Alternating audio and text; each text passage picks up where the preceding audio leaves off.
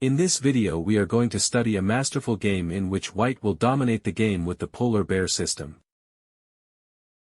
The game started with the moves f4. The bird opening. Black responded with knight f6, a very flexible move.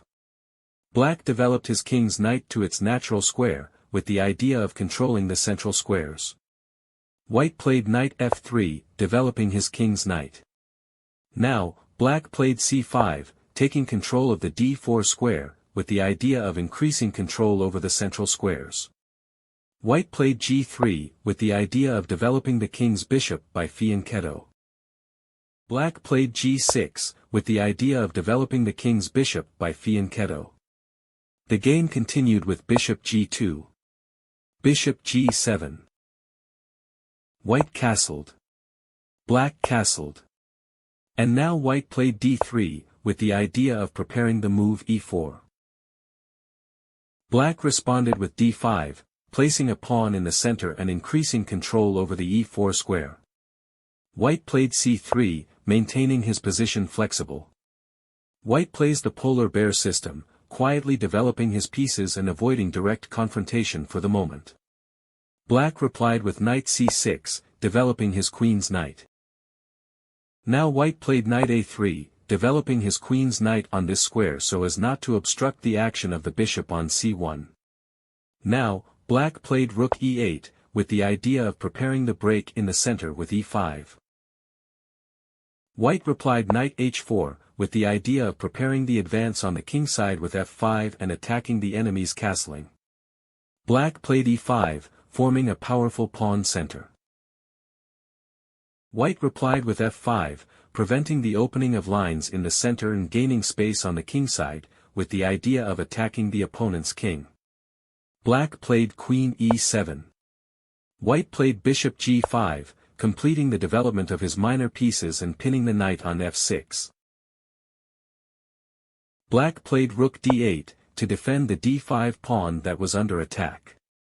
White played queen d2, mobilizing his queen to connect the rooks. Black played a6, with the idea of preparing the expansion of his pawns on the queenside.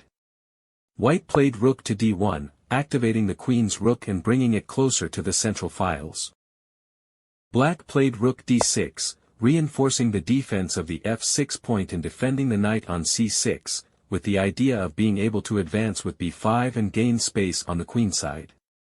White played queen c1, withdrawing the queen to a safer square and removing it from the line of attack of the opposing rook. Black played rook b8, removing the rook from the long light square diagonal to prevent the bishop on g2 from attacking it, and preparing to advance on the queenside with b5. Now, white played e4, placing a pawn in the center and connecting the pawns. The game continued. D takes e4. D takes e4. b5. Black gains space on the queenside and takes control of the c4 square, so that the white knight cannot approach the center.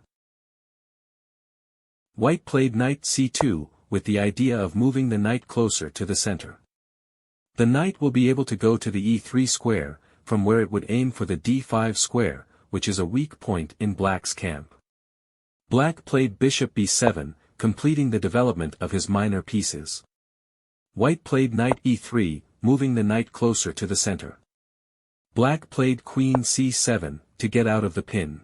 But the black queen moves away from the kingside and now white can launch the final assault. White played f takes g6, to open the f-file for the rook. After h takes g6. White played rook takes d6. And after queen takes d6. White played knight h to f5, invading the enemy's field with the knight and attacking the queen and bishop on g7. After g takes f5. Knight takes f5. Black played queen f8, to defend his queen. White captured the bishop on g7 with the knight.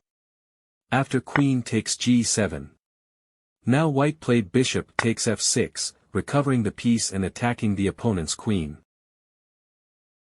Black played queen g6, to defend his queen. Now white played rook f5 threatening rook g5, which would win the queen.